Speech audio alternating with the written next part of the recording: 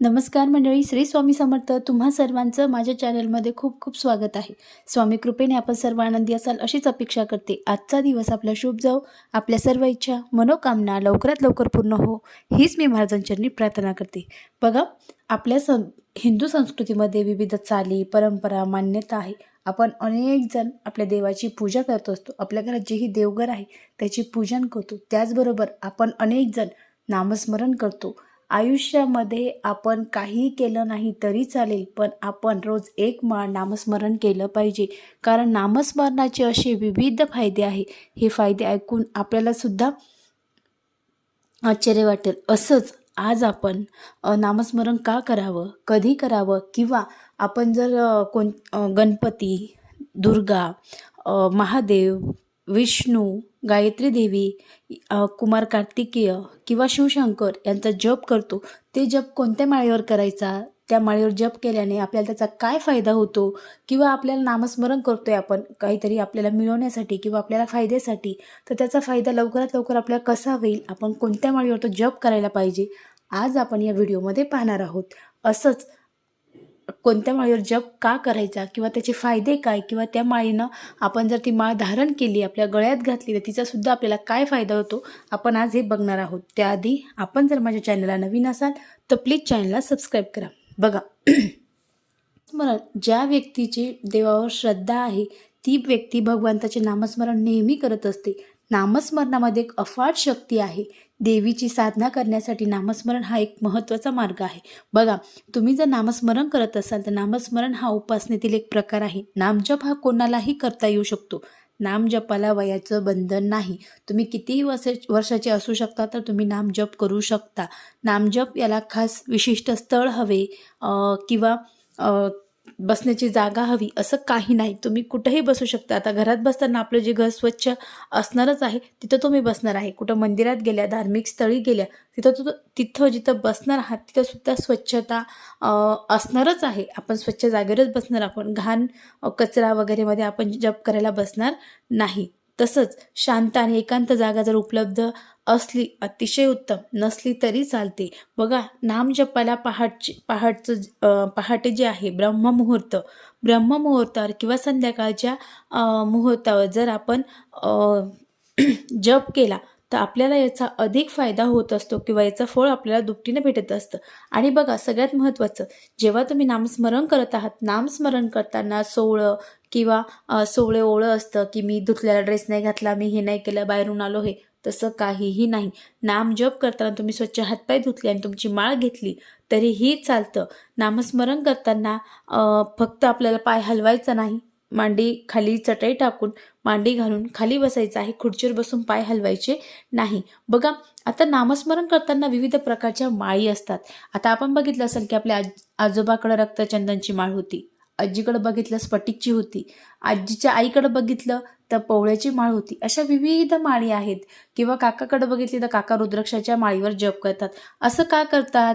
देवाचं नामस्मरण करतात, पण विविध माळी का वापरतात, हा प्रश्न तुम्हाला कधी पडला आहे का? बघा, याचे विविध फायदे आहे.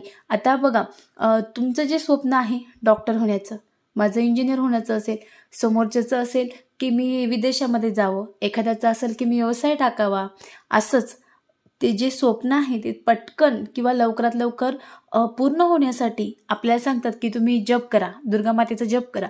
पण जप करताना तुम्ही रक्तचंदनचीच माळ वापरा.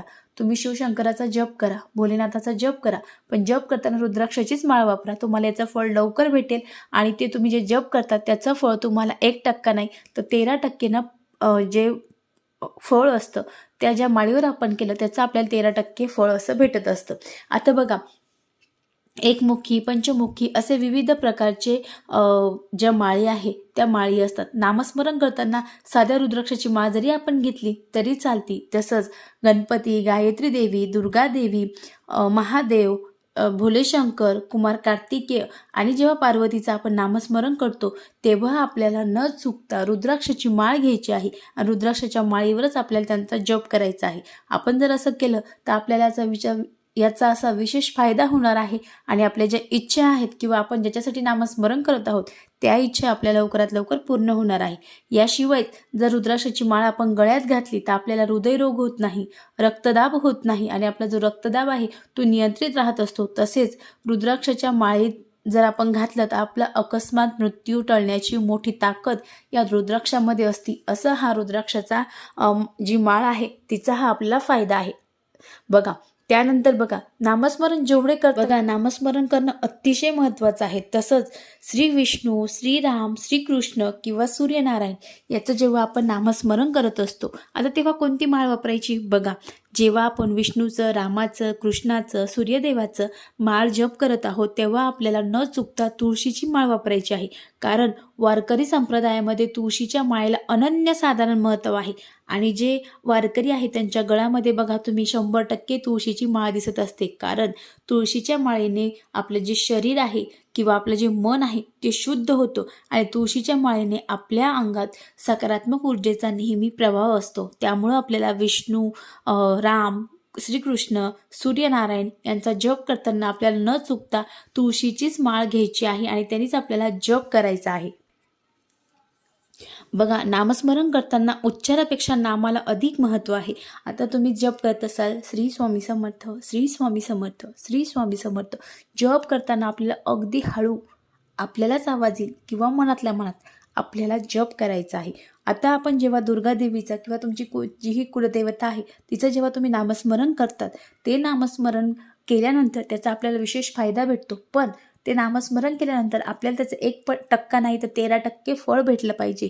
हे फळ भेटण्यासाठी आपल्याला सगळ्यात महत्त्वाची माळ म्हणजे स्फटिकाची माळ. आता स्फटिकाची माळ घेताना थोडीशी खात्रीशीर घ्यायची, बघून घ्यायची, पारखून घ्यायची. तुम्हाला माहीत नसेल, तुम्ही ज्यांना स्फटिकचं माळ माहिती आहे किंवा तुमचं जे ओळखीचं दुकान आहे तिथून घ्या.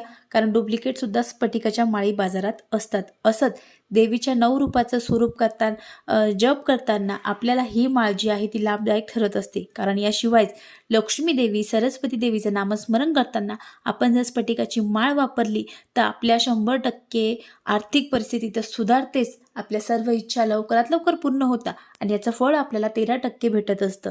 असंच जर तुम्हाला रक्तसंबंधीचे काही आजार असेल किंवा रागावर नियंत्रण ठेवायचं असेल तर तुम्ही स्फटिकाची माळ 100% गळ्यात घाला. तुम्हाला याचा नक्कीच 100% फरक पडणार आहेत. बघा त्यानंतर आपण दुर्गादेवीचा जप करतो. आता नवरात्रामध्ये आपल्याला दुर्गादेवीचा जप करायचा आहे. दुर्गादेवीचा जप करताना आपण जर रक्तचंदनाची माळ वापरली तर सर्वाधिक लाभ याचा आपल्याला होत असतो. याचप्रमाणे आपण जर रक्तचंदनाची माळ धारण केली तर त्यामुळे आपल्याला मधुमेह असणाऱ्या व्यक्तींना किंवा ज्यांना मधुमेहाचा जास्तीत जास्त त्रास होतो त्यांनासुद्धा याचा त्रास कमी होणार आहे. बघा तसंच नामस्मरणामध्ये एक अमोघ शक्ती असते. भगवंताचे नामस्मरण केल्याने आपल्या आजूबाजूची, आपल्या शरीरातील नकारात्मकता जाऊन आपल्या शरीरात, आपल्या आजूबाजूला सकारात्मकता येते. शिवाय वेगवेगळ्या चांगल्या इकडं तिकडं लक्ष देण्यापेक्षा जर आपण नामस्मरण केलं मन शुद्ध होतं, मन एकाग्र होतं आणि त्याचा आपल्याला विशेष असा फायदा होऊ शकतो. बघा आपण जप करताना कुठेही करू शकतो. आता आपण एखाद्या प्रवासाला निघाले, बसमध्ये करू शकता का? करू शकता. जर तुम्हाला जागा असेल तर तुम्ही चप्पल जर घातली असेल तर ती काढून तुम्ही जप करू शकता. तुम्ही गाडीत प्रवास करत असाल, स्वतःची गाडी असेल, तुम्ही त्यातसुद्धा चप्पल काढून हातपाय धुवून तुम्ही जप करू शकता. कारण नामस्मरण कुठेही करता येतं. स्थळ काळाच्या त्याला मर्यादा नाही. नामस्मरण करताना एक गोष्ट नेहमी लक्षात ठेवली पाहिजे की नामजप करताना आपले मन पवित्र हवे, प्रसन्न हवे. नामस्मरणाला व नामजपाला मर्यादा नाहीत. कोणत्याही देवतांचे नामस्मरण करण्यासाठी आपण जर शुभ्र चंदनाची माळ वापरली किंवा देवतांच्या पूजेच्या वेळी आपण जे चंदन वापरतो त्याचा वैज्ञानिकदृष्ट्या जर आपण विचार केला तर शुभ्र चंदनाची माळ गळ्यात घातल्याने आपलं जे मन आहे, जे शरीर आहे ते शुद्ध होतं, ताजेतवाने होतो आणि आपल्या मनामध्ये अतिशय सकारात्मक जी ऊर्जा आहे किंवा सकारात्मक ऊर्जा आपल्या शरीरामध्ये प्रवेश करत असते. आपलं मन अगदी प्रसन्न, ताजेतवान राहत असतं. बघा अगदी साधे आणि सोपे आहेत. ह्या माळी जर तुमच्याकडे असेल तर तुम्ही या देवाचं नामस्मरण या माळीवर करा. 100% तुम्हाला याचा फरक पडेल. व्हिडिओतली माहिती आवडली असेल तर प्लीज चॅनलला सबस्क्राईब करा. परत भेटू एका नवीन व्हिडिओमध्ये. श्री स्वामी समर्थ. धन्यवाद.